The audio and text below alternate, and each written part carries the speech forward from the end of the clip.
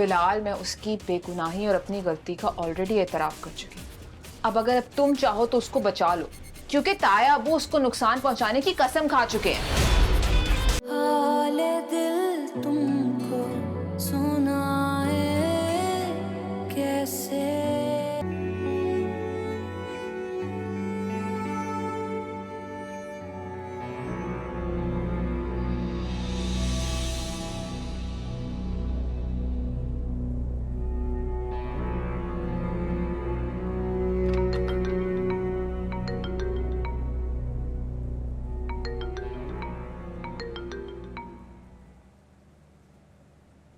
Hello.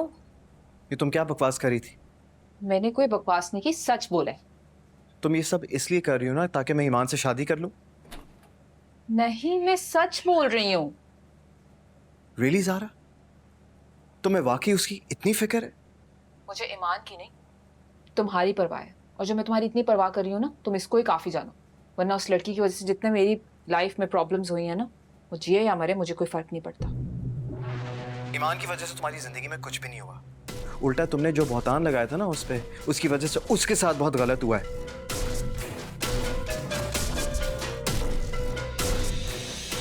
तुम लोगों ने मिलकर उसे घर से निकालने के लिए जो कुछ भी किया ना, वो बात सुनो बिलाल, मैं उस लड़की को ना अपना घर बर्बाद करने का मौका नहीं दे सकती थी। तुम अच्छी तरह से जानते हो कि तैमूर मेरी जिंदगी के महवर है और वो उनकी जिंदगी की महवर बन रही थी। तो तैमूर भाई को रोकने के बजाय तुमने उल्टा उस पर इतना घटिया इल्जाम लगाया। कभी आहद के साथ, कभी साकिब के साथ, और फिर वो लैला ने भी आहद से उसका पीछा छुड़वाने के लिए मेरे साथ स्कैंडलाइज करवा दिया। And the worst part is कि तुमने उसका साथ दिया। शर्म आनी चाहिए तुम लोगों को।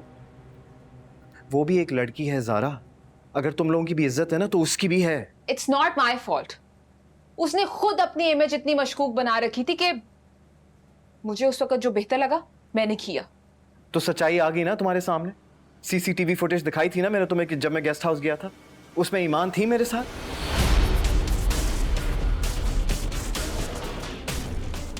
फिलहाल मैं उसकी बेगुनाही और अपनी गलती का ऑलरेडी एतराफ़ कर चुकी हूँ।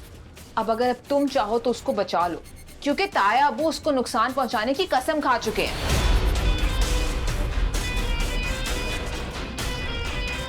उसकी फिक्र तुम नहीं करो, और उस तक पहुंचने के लिए अब तुम सबको मुझसे डील करना होगा। और एक बात सबको समझा दो ज़ारा, अब वो अकेली नहीं है।